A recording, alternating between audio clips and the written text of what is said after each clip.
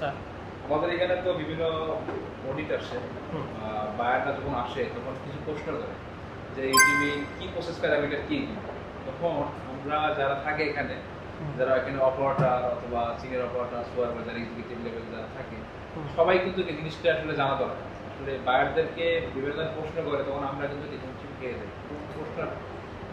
এগেনস্টে কোনটা হবে, আসলে কি প্রসেস প্যারামিটার কি তুমি একটু যদি বলো।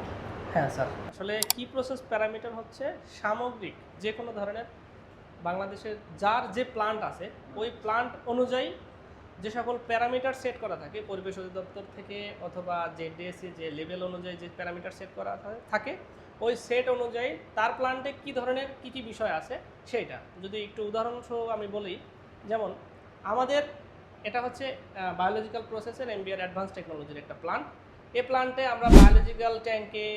ডিও কত রাখবো, এমএলএসএস কত রাখবো,